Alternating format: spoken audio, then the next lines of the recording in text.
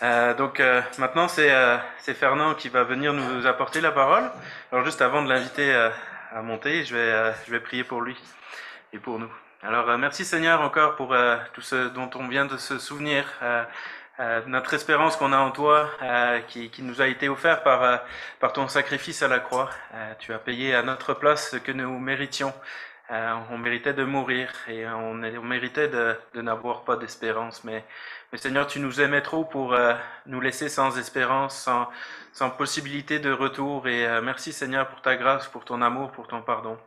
Et maintenant, on veut aussi te remettre Fernand qui va venir nous enseigner ta parole, Seigneur.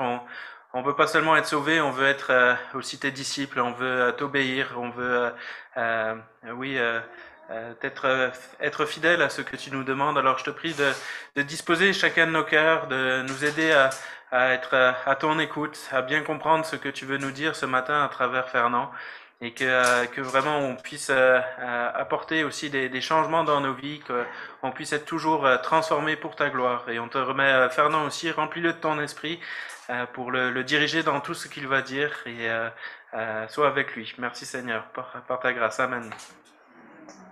Bonjour et bienvenue au message d'aujourd'hui, ceux qui sont en présentiel et ceux qui sont sur Zoom, sur Internet, un peu partout.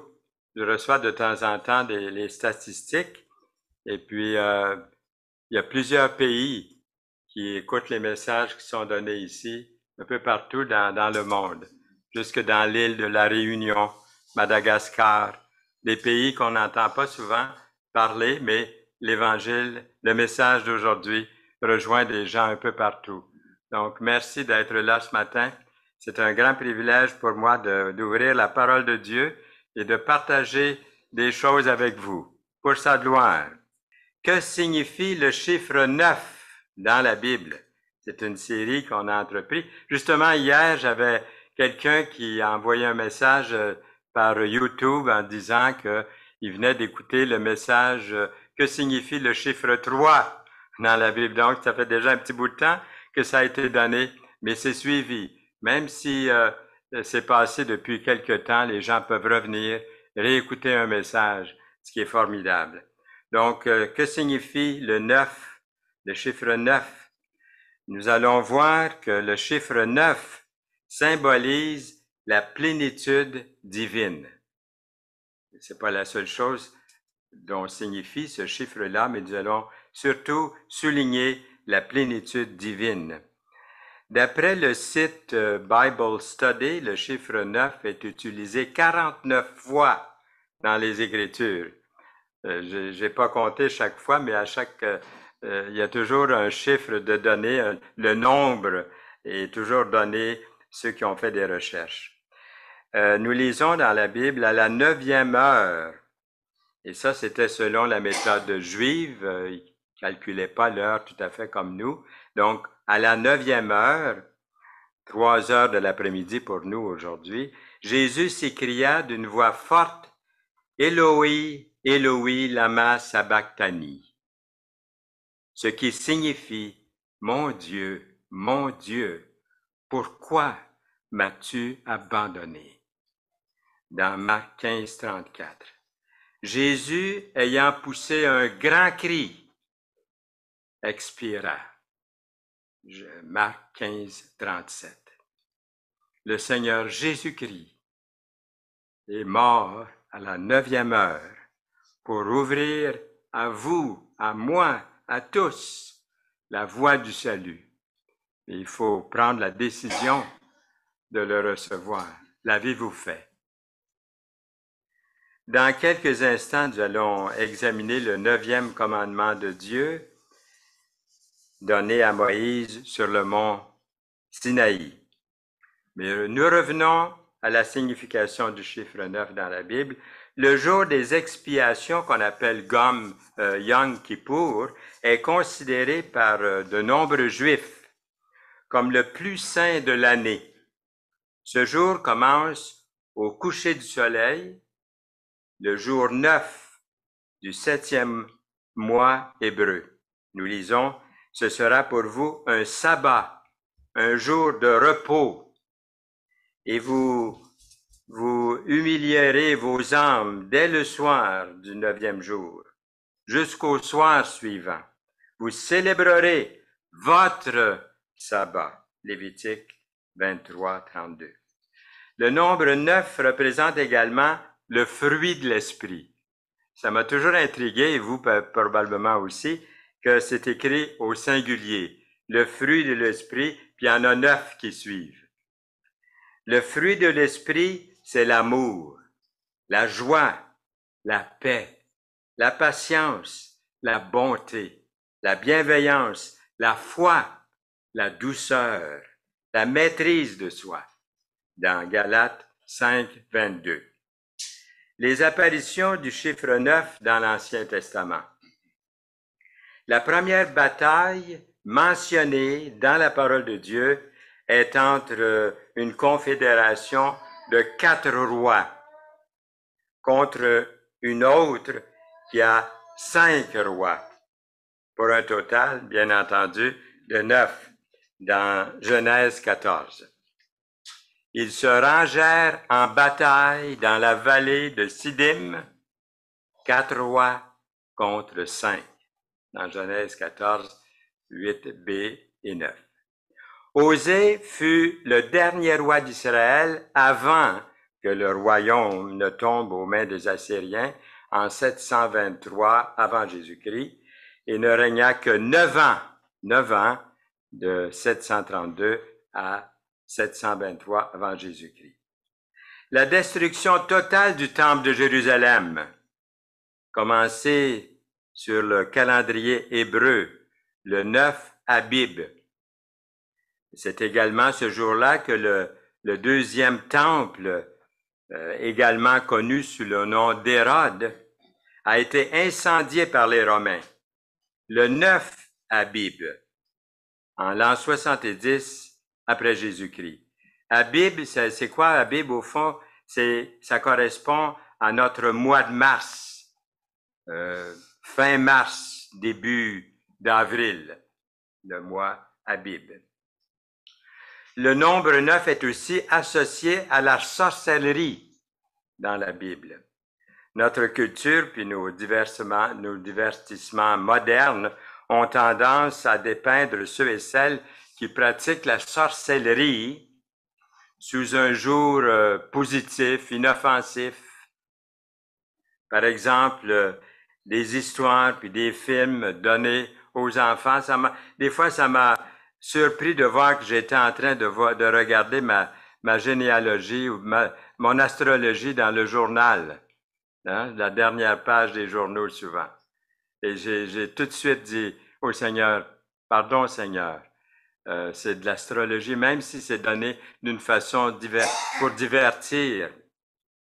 Dans l'Ancien Testament, il y a au moins 9 groupes ou individus qui pratiquaient la sorcellerie.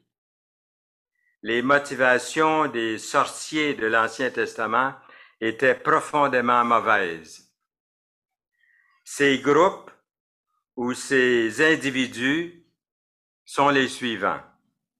Premièrement, Dieu a promis de punir les Égyptiens et de détruire les conseillers de leurs charmeurs, prestidigitateurs, magiciens et ceux qui jettent des sorts, dans Ésaïe 19, 3, 11 et 12. Deuxièmement, le pharaon d'Égypte a appelé ses sorciers et magiciens pour affronter les miracles que Dieu faisait à travers Moïse et Aaron, dans Exode 7, 11, 22, 8, 7 et 18. Balak emploie les services de Balaam, qui est un devin bien connu pour maudire les Israélites, nouvellement libérés dans Nombre 22, 23. Jézabel, l'épouse du méchant roi Achab d'Israël, a utilisé la sorcellerie et les arts du mal pour arriver à ses fins dans 2 Rois 9, 22. Dieu a promis de punir Ninive pour avoir incité un certain nombre de leurs voisins comme une maîtresse de la sorcellerie, à se livrer à des pratiques idolâtres. Nahum 3. Les Babyloniens étaient bien connus pour utiliser les services de magiciens, d'astrologues, de sorciers dans Isaïe 47, 9, 13 à 13 et Daniel 2, verset 2, verset 10 et verset 27. Belshazzar a fait appel à des astrologues et à ses sages pour interpréter l'écriture sur le mur. Faite par les doigts de Dieu, vous connaissez l'histoire de Balthazar dans le livre de Daniel.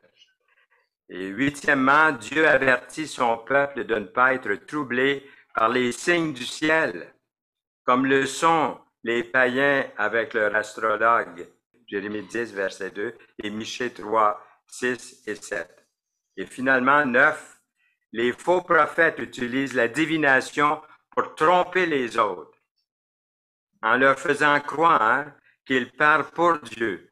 Jérémie 14, et puis verset 14, 27 et verset 9. Ézéchiel 13, et versets 6 à 9. Voici quelques informations supplémentaires sur la signification biblique du chiffre 9. Il y a 9 personnes enregistrées dans la Bible comme ayant eu la lèpre. Moïse, Myriam, Naaman, Géasi, le roi Azaria et les 4 lépreux de Samarie trouvés dans 2 Rois 7, verset 3, ça fait 9. On pense que l'acte d'exécuter un criminel par lapidation trouve son origine chez les anciens Hébreux. Les témoins du crime devaient jeter la première pierre dans Jean 8, verset 7. Les 9 personnes enregistrées dans la Bible comme ayant été lapidées sont un briseur de sabbat, Nombre 15, un blasphémateur, Lévitique 24, Abimelech, Juge 9, Akan, Josué 7, Zacharie, 2 Chroniques 24, Adoram, 1 Roi 12, Naboth, 1 Roi 21, Étienne, dans les Actes 7, et l'apôtre Paul, dans Actes 14, verset 19.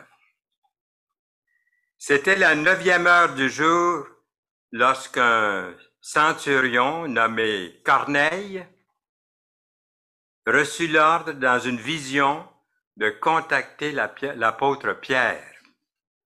Corneille serait finalement baptisé après avoir reconnu le Seigneur Jésus-Christ comme son sauveur.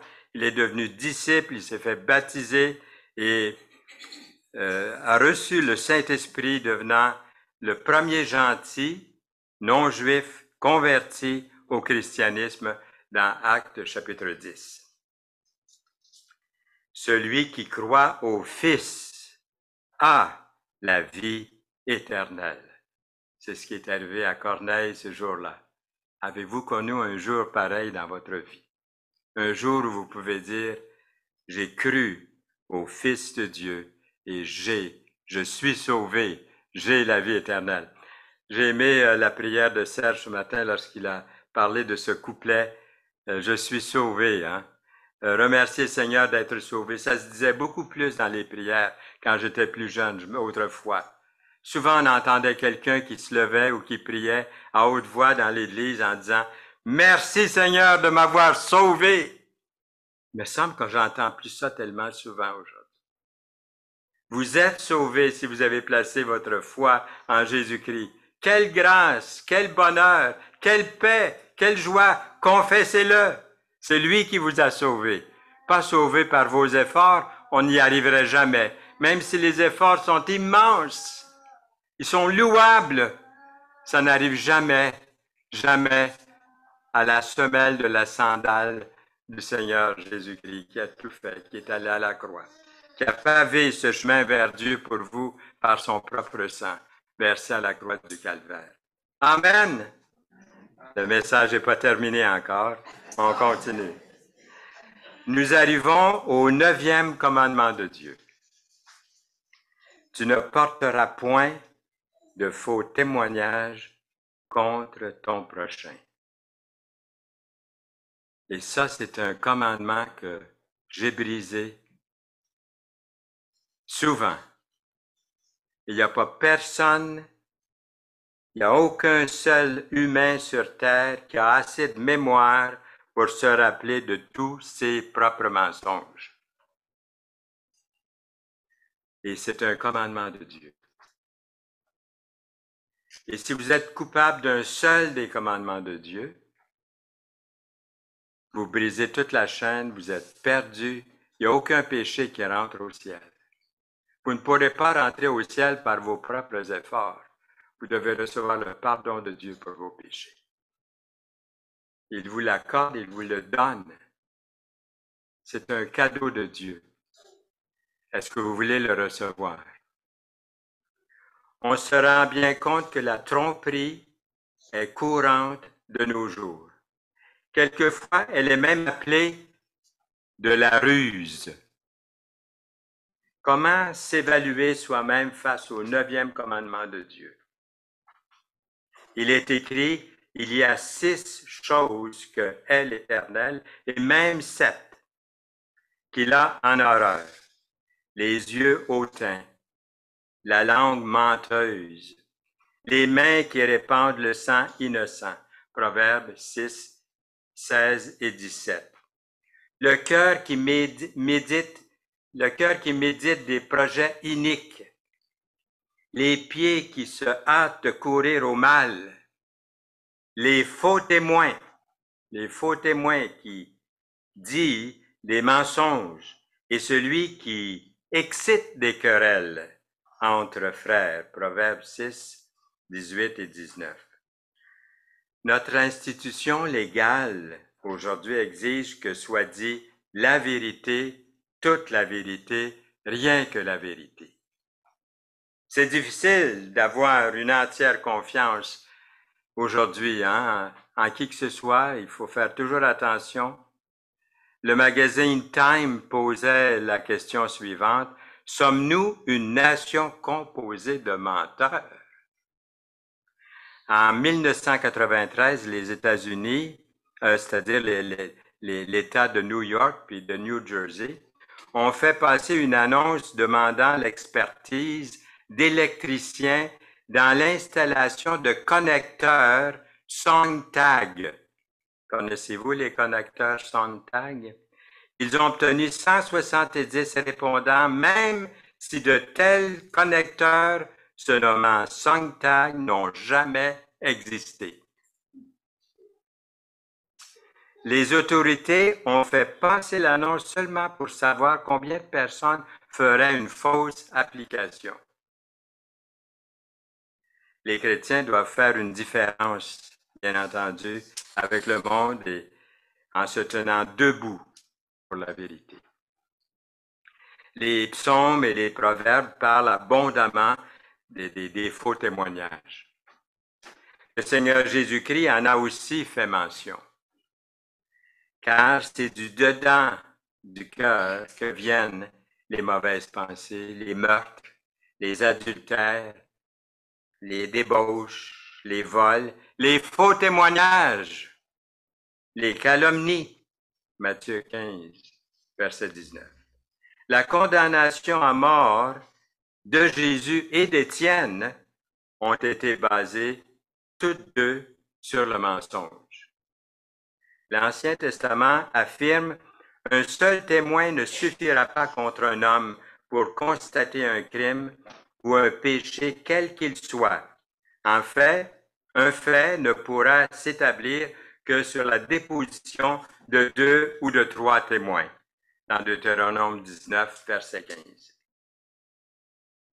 De ne pas dire toute la vérité est aussi grave que le mensonge. Lorsque quelqu'un, après avoir été mis sous serment comme témoin, péchera en ne déclarant pas ce qu'il a fait, ce qu'il a vu, c'est-à-dire, ou ce qu'il sait, il restera chargé de sa faute. Lévitique 5, verset 1. Déformer la vérité peut être un moyen subtil du mensonge. Déformer la vérité. Aussi bien que l'exagération qui peut devenir problématique. Il y a des applications plus larges à l'honnêteté. Éloigne de moi la fausseté et la parole mensongère. Ne me donne ni pauvreté ni richesse. Accorde-moi le pain qui m'est nécessaire. Proverbe 30, verset 8. Nous savons tous que l'histoire de la tromperie existe depuis très, très, très longtemps. Est-ce que mentir pour une bonne cause, est acceptable? Ce qu'on appelle les pieux mensonges. Ne mentez plus. Chacun doit dire la vérité à son prochain, parce que tous ensemble, nous faisons partie d'un même corps. Éphésiens 4, 25. C'est-à-dire, nous faisons partie du corps du Seigneur comme enfants de Dieu, sauvés, purifiés, justifiés par le Seigneur, pardonnés. Alors, nous faisons partie du corps du Christ, qui est l'Église, composée de tous ceux et celles qui appartiennent au Seigneur. Est-ce que mentir au diable pour sauver des vies serait correct?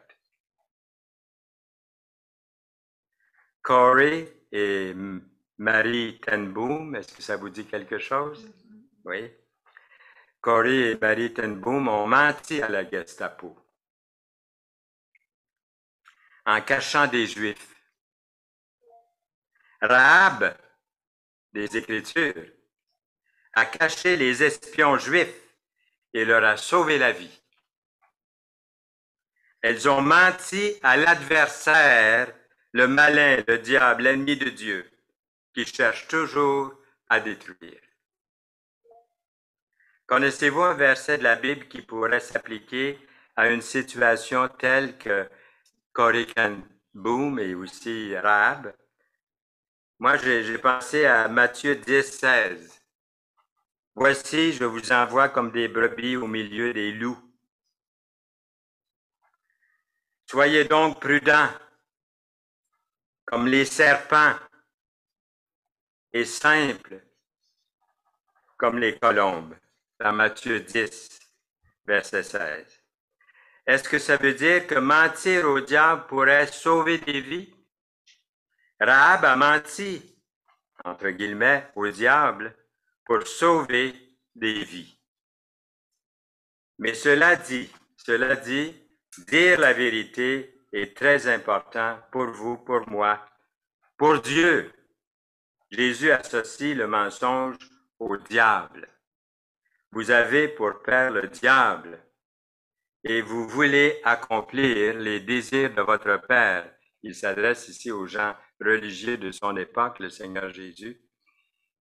Il continue en disant, il a été meurtri dès le commencement et il ne se tient pas dans la vérité parce qu'il n'y a pas de vérité en lui. Jean 8, verset 44a. Lorsqu'il profère le mensonge, il parle de son propre fond. Il parle du diable ici, bien entendu. Il est menteur et le père du mensonge. Et moi, parce que je dis la vérité,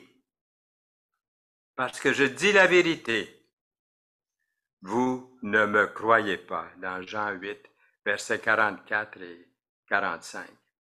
Lorsqu'on ment, c'est comme si on faisait alliance avec le père du mensonge, qui est le malin, le diable. C'est vrai que certains mensonges sont pires que d'autres, mais ne pas dire la vérité, c'est mentir. Quelqu'un pourrait dire, je ne sais pas ce que je ferais si j'avais à prendre la décision entre mentir ou perdre ma propre vie.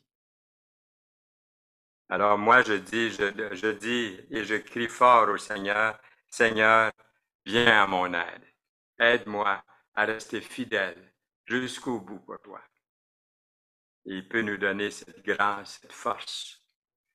Plusieurs l'ont fait avant nous. En confessant le nom du Seigneur, ont donné leur vie. Vous avez remarqué qu'il y a toutes sortes de mensonges pour chaque occasion en réalité. Disons quand même, sommes-nous d'accord à dire que de se tromper n'est pas un mensonge. On peut se tromper par ignorance, par manque d'information. On peut dire quelque chose sans vouloir mentir. On peut être trompé sans pour autant avoir menti, faire une blague. Est-ce que c'est mentir? Vous direz, mais je dirais moi, attention lorsque vous faites une joke, une farce. Parce que dans une farce, souvent, il se cache une vérité ou un mensonge. De dire, ah, tu as fait telle chose, puis c'était pour rire, c'était pour rire. Attention. Là, ça touche, d'après moi, ça touche aussi également au mensonge. Alors, faisons attention, souvent dans les remarques qu'on fait, on ne dit pas la vérité pour faire rire, mais c'est pas drôle au fond. Il y a le mensonge destructif, le mensonge qui peut détruire une vie, toute une vie, et même toute une famille, des amis. Le mensonge de la femme de Potiphar. Vous connaissez l'histoire qui voulait faire accuser Joseph de viol parce qu'elle avait été insultée que ce jeune homme, ce beau jeune homme, Joseph, ait refusé ses avances. Il y a le mensonge défensif. Mentir non pas pour faire du mal aux autres, mais pour se protéger soi-même. À la fin, ça finit toujours par faire du mal aussi aux autres. Il y a le mensonge demi-vérité, demi-mensonge, ou pas toute la vérité, une partie reste cachée. Il y a le mensonge à soi-même. Il est écrit, n'ayez pas une opinion de vous-même plus haute qu'il ne faut. Ayez au contraire des pensées modestes, chacun selon sa part de foi que Dieu lui a donnée. Dans Romains 12, 3, en français, Bible en français courant, j'ai lu ce passage. Il y a la tentation de blâmer les autres pour nos problèmes personnels. Il y a l'intégrité versus l'hypocrisie, toujours présenter patte blanche aux autres. Il y a le mensonge à Dieu. C'est le plus grave. Nous avons l'exemple d'Ananias et Saphira dans Acte 5, le verset 3. Alors Pierre lui dit, « Ananias, pourquoi Satan a-t-il pu s'emparer de ton cœur? Tu as menti au Saint-Esprit. » Dans Acte 5, 3. On dit, comment ça, il a péché contre le Saint-Esprit? Il a menti au Saint-Esprit, c'est-à-dire, bien, lorsqu'on lit le contexte, on voit que si on commet un mensonge, comme on a vu, on devient l'adversaire du malin. Et puis, on pêche contre le Saint-Esprit. Dans leur cas ici, c'est ce que Pierre annonce à Ananias. Comment peut-on mentir à Dieu et s'imaginer qu'il ne s'en aperçoive pas? Dans la vie de Pierre, il y avait eu le mensonge aussi, n'oublions pas. Il ment et renie Jésus 3 fois. L'apôtre Pierre. Pierre est accusé par l'apôtre Paul à un moment donné, vous avez vu, d'avoir été hypocrite en judaïsant avec les païens. Les meilleurs parmi nous n'échappent pas aux mensonges. Levez la main tous ceux ou celles, quelqu'un ici qui n'a jamais menti. Baissez vos mains, s'il vous plaît. Donc, dans la paix, on peut dire la grâce, la libéralité abondante de l'Église, il n'y a pas de point sombre. Le péché de la prétention d'Ananias et de son épouse, c'était ça au fond. Et puis, Satan peut nous tenter. Il nous tente continuellement, mais ne nous force pas, la décision finale est la nôtre. Le péché d'Ananias et Saphira était qu'ils étaient ambitieux, Ananias et Saphira, ils étaient ambitieux de paraître bien aux yeux des autres, comme étant d'éminents disciples du Seigneur Jésus-Christ. Ils étaient avides de richesse, la richesse du monde, et méchants, je dirais, envers Dieu, plutôt méfiants envers Dieu, méfiants, et aussi méfiants de la providence de Dieu. Ils pensaient pouvoir servir à la fois Dieu puis le monde, les deux, Dieu et Mammon, Dieu et le malin. Mais l'Esprit de Dieu en Pierre a discerné le double jeu d'Ananias et Saphira dans le cœur d'Ananias et aussi dans le cœur de Saphira. L'infraction d'Ananias n'était pas d'avoir voulu retenir une partie du prix du champ qu'il a vendu. Il aurait pu tout garder pour lui s'il l'avait voulu. Mais c'était son effort de tromper, de mentir aux apôtres dans un désir d'en faire une vaine exposition. Voyez ce que j'ai fait, voyez ce que je donne. Jointe à sa cupidité. Nous apprenons par cet exemple combien le mensonge est odieux devant Dieu. Cela peut paraître très sévère, oui. On pourrait le comparer au premier péché dans le jardin d'Éden, ou au premier péché après le déluge, ou au premier péché après l'entrée en Canaan, à Can. Ici, le péché d'Ananias et Saphira est un affront à l'Église, à l'Assemblée, au Saint-Esprit. Pierre lui adressant la parole, adressant cette fois-ci la parole à Saphira, « Dis-moi, est-ce à un tel prix que vous avez vendu le champ? » « Oui, répondit-elle, c'est à ce prix-là. » Dans Actes 5, 8. Évidemment, Ananias et Saphira s'étaient entendus toutes deux, ensemble, d'avance. Leur histoire devait tenir debout. Ils avaient manigancé quelque chose ensemble là-dessus. Saphira n'avait pas besoin d'être d'accord avec son mari quand c'est quelque chose de mal, dans quelque chose qu'elle savait être mal, et de mentir. Ici, vous avez remarqué que c'est l'homme qui a été tenté le premier. Dans le jardin d'Éden, c'est la femme qui avait été tentée la première. Les conjoints doivent s'exercer au bien. Si l'un flanche, l'autre le remet autant que possible, fait tout son possible pour le remettre sur le droit chemin. Ne soyons pas coupables de pécher dans la complicité au nom de l'harmonie du couple ou de l'unité. Pourtant, je crois qu'Ananias et Saphira étaient des vrais croyants, des gens sauvés qui avaient donné leur vie au Seigneur. Le verset de 1 Corinthiens 5,5 s'applique-t-il à eux ici? Je vais vous lire le verset. On entend dire généralement qu'il y a parmi vous de la débauche. Et une débauche telle qu'elle ne se rencontre même pas chez les païens. C'est au point que l'un de vous a la femme de son père. 1 Corinthiens 5, 1. Qu'un tel homme soit livré à Satan pour la destruction de la chair, afin que l'esprit soit sauvé au jour du Seigneur Jésus. 1 Corinthiens 5, 5. Mais il y a pire que la mort du corps de Ananias et Saphira.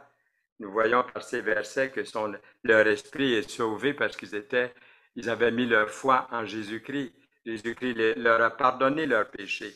Et ils ont menti au Saint-Esprit, ils ont menti à leurs frères et sœurs en prétendant, on connaît, je ne veux pas me répéter là-dessus, Mais il y a pire que la mort du corps, de la mort physique, et c'est la mort de l'âme, la mort de l'esprit. Si vous n'êtes pas encore venu à Jésus-Christ, vous pourriez avoir la mort de l'âme et de l'esprit si vous persévérez jusqu'à la fin de votre vie terrestre, à ne pas mettre votre confiance en Dieu. C'est ce que la Bible dit, c'est pas moi qui le dis. Si nous sommes au Seigneur, seulement notre corps va mourir à cause du péché. Tous meurent. Ananias, entendant ces paroles, tomba et expira. Une grande crainte, saisit tous les auditeurs. Acte 5:5. Alors, fuyons le mensonge, mais aussi toutes les expressions douteuses qui ont un double sens dans nos discours. Y a-t-il un remède, une guérison au mensonge? Oui. C'est de bien connaître la vérité. De bien connaître la vérité. Qui est la vérité? Qu'est-ce que la vérité? Jésus est la vérité. Thomas lui dit, Seigneur, nous ne savons où tu vas, comment pouvons-nous en savoir le chemin? Jésus lui dit, je suis le chemin, la vérité et la vie. Nul ne vient au Père que par moi, dans Jean 14:5. L'apôtre Paul écrit, verset que nous avons lu tantôt, il y a quelques instants, c'est pourquoi renoncez au mensonge et que chacun de vous parle selon la vérité à son prochain, car nous sommes membres les uns des autres, Éphésiens 4:25. La vérité est centrée en Jésus. En Jésus, il n'y a pas de zone grise. Est-ce que vous avez accepté Jésus comme votre sauveur personnel? Vous savez-vous pardonner de lui? Bien humblement, vous êtes venu à lui, confessez vos péchés, il vous pardonne, il vous donne une nouvelle vie, son esprit vient vivre en vous. Et ça, c'est comme une écriture indélébile sur votre cœur, qui est pour l'éternité, que vous appartenez, vous lui appartenez. Lui avez-vous donné votre vie? Comparez-vous, vous, au Seigneur, ou est-ce que vous vous comparez aux autres? Je suis meilleur qu'un tel, je suis meilleur qu'un tel, certainement Dieu va avoir compassion pour moi. C'est pas à se comparer, vous pourriez être mieux que tous les autres, mais ce n'est pas assez pour entrer dans le royaume de Dieu. Ça me rappelle l'histoire du garçon qui a vu sa mère étendre des draps sur la corde à linge. Il est vraiment émerveillé de voir le linge qui est si blanc, si net, puis si c'est approché, qui sent si bon, hein? Quand on mettait le linge sur la corde à linge, là, je me rappelle quand j'étais plus jeune, ça sentait bon, le linge étendu à l'extérieur. Le garçon, il regarde ça, puis il est émerveillé de voir le linge si blanc, si net. En avril, est-ce qu'il peut encore neiger?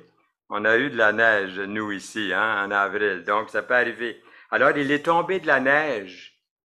Et puis, quand il est tombé de la neige, le garçon était stupéfait de voir que le linge n'était pas aussi blanc devant l'éclat d'une blancheur immaculée de la neige qui tombait, et surtout sur le sol. Mais là, la neige tombait, et ça donnait comme si le linge était gris ou sale. Dans toute notre justice, on n'arrive pas à être, si on se compare aux autres, c'est attendu, on paraît net, mais comparé au Seigneur Jésus-Christ, nous avons besoin de Jésus, car notre vie est tachée du mal, est tachée du péché. Nous avons besoin de pardon de son sang. Le linge exposé à la splendeur de la neige qui vient de tomber, toute blanche, le linge paraît sale. Et ça, c'est nous comparé à la justice de Dieu. Nous avons besoin de Jésus pour être vraiment blanchis. Nous chantons un cantique blanc, plus blanc que neige. Peut-être plus autant avec nos nouveaux cantiques d'aujourd'hui. Mais j'aime beaucoup ce cantique blanc, plus blanc que neige. Qu'il ne sorte de votre bouche aucune parole mauvaise, mais s'il y a lieu, quelques bonnes paroles qui servent à l'édification et communiquent une grâce à ceux qui l'entendent. Éphésiens 4:29. que toute amertume, toute animosité, toute colère, toute clameur, toute calomnie et toute espèce de méchanceté disparaissent du milieu de vous. Éphésiens 4, 31. Quand je lis la parole de ces jours-ci, ces années-ci, je partage avec mon épouse souvent, je dis souvent à mon épouse de ce temps-là, le salut est la chose la plus importante de notre vie. Mais en lisant la parole de tous les jours, je réalise que les œuvres sont tellement importantes. Nous ne pouvons pas nous sauver par nos œuvres, mais une fois que vous êtes au Seigneur, les œuvres sont tellement importantes dans la Bible. Vous avez vu tout ce qu'on a lu ce matin? Ça concerne des œuvres. Si nous sommes vraiment nés de nouveau, nous allons haïr le mensonge. Ça va nous arriver de mentir encore, de dire des mensonges. Puis après, on va le confesser au Seigneur, Seigneur. On est sensibilisé au mal lorsqu'on est sauvé. On a des œuvres que Dieu crée en nous. Il crée un esprit en nous qui discerne le mal. On ne veut pas faire le mal, mais il m'arrive encore de faire le mal. Et nous allons tout de suite au Seigneur le confesser. Mais Seigneur, merci de ton pardon, de ta vie. Et on ne veut pas prendre ça à la légère. Alors nous voyons ici une liste. Croyez-vous que tout ce que vous voyez aujourd'hui et que vous entendez dans la publicité de nos jours, est-ce que vous croyez à tout ça? On sait souvent que c'est exagéré. On beurre épais, comme on dit. On met le paquet, on jette de la poudre aux yeux. Ce sont des mensonges déguisés. Par contre, de garder le silence dans certaines circonstances peut nous rendre complices aux mensonges. Quelqu'un est accusé faussement et vous gardez le silence, vous ne dites rien. Soyons reconnus comme étant des personnes n'ayant qu'une parole, des personnes fiables à qui l'on peut faire confiance. Je vous ai écrit non que vous ne connaissiez pas la vérité, mais parce que vous la connaissez et parce qu'aucun mensonge ne vient de la vérité dans 1 Jean 2, 21. C'est affreux de se faire accuser de menteur seulement parce qu'on ne vous croit pas ou parce que vous dites que c'est invraisemblable. Hein? Ça vous arrive, ça vous est arrivé. On croit que vous avez menti parce que vous avez dit quelque chose qui est vrai, mais on l'a mal interprété. C'est douloureux pour vous, pour moi, d'être accusé de menteur, quand au fond, on sait que c'est la vérité. Et lorsque vous annoncez la parole de Dieu, on va vous dire « Ah, c'est pas vrai, c'est rempli de paraboles. » On va vous dire des mensonges concernant la parole de Dieu. Ça vient de qui, le mensonge? Vous l'avez deviné très facilement. Ça vient du malin. Évaluons-nous honnêtement. Sommes-nous honnêtes? Premièrement, sommes-nous honnêtes avec nous-mêmes? Et ensuite, sommes-nous honnêtes avec Dieu? N'oublions pas que ce Dieu d'amour règne encore dans sa justice aussi. Il peut encore juger le péché. Ce n'est pas pour jeter de l'eau froide sur la joie que le Seigneur nous donne d'être ses enfants, mais si Dieu a pu juger les sauvés, Ananias et Saphira, comment échapperont les autres qui veulent rien savoir du Seigneur, qui veulent pas le reconnaître comme celui qui peut les sauver, qui peut leur donner une vie de délice éternel avec lui, qui ne veulent pas du Seigneur dans leur vie. Celui qui croit en lui n'est point jugé, mais celui qui ne croit pas est déjà jugé, parce qu'il n'a pas cru au nom du Fils unique de Dieu, Jean 3, 18. Celui qui croit au Fils a la vie éternelle. C'est même pas aura, c'est a. Du moment que vous l'acceptez, il va vous donner l'assurance par le Saint-Esprit qui habite en vous que vous êtes son enfant. Celui qui ne croit pas au Fils ne verra point la vie, mais la colère de Dieu demeure sur lui. Quiconque ne fut pas trouvé écrit dans le livre de vie fut jeté dans l'étang de feu. Apocalypse 20, verset 15. Dieu a tant aimé le monde qu'il a donné son Fils unique, afin que quiconque, j'étais content de lire ce verset-là pour la première fois quand j'avais 11 ans, parce que quiconque, ça voulait dire moi. Je dis, Seigneur, merci d'avoir pensé à moi. Quiconque, le petit quiconque, là, qui était tout petit physiquement et de toutes les façons, le Seigneur a eu pitié de lui, il l'a sauvé, il lui a donné la vie éternelle, il l'a sauvé, il l'a pardonné. Dieu a tant aimé le monde qu'il a donné son Fils unique, afin que quiconque, pouvez-vous mettre votre nom là, afin que quiconque croit en lui ne périsse point, mais qu'il ait la vie éternelle. Amen. Amen. Seigneur, merci pour ta parole ce matin, qui est remplie d'exhortation, d'encouragement aussi, et aussi ce besoin ultime, pressant de te reconnaître comme Seigneur et Sauveur de notre vie, et de devenir disciple, comme on a vu, en se faisant baptiser par immersion, et en faisant partie de tes enfants, de la communion fraternelle, de ceux qui sont sauvés, qui t'appartiennent. Seigneur, donne le désir à ceux qui entendent la parole ce matin d'être sauvés, de te reconnaître comme Seigneur et Sauveur de leur vie. Seigneur, touche leur esprit et que le Saint-Esprit, Dieu, vienne habiter en eux. Nous te prions. Merci que tu nous diriges, que tu marches devant nous, que tu nous précèdes dans la marche aujourd'hui et pour les jours qui suivent dans ta gloire, pour ta gloire. Amen.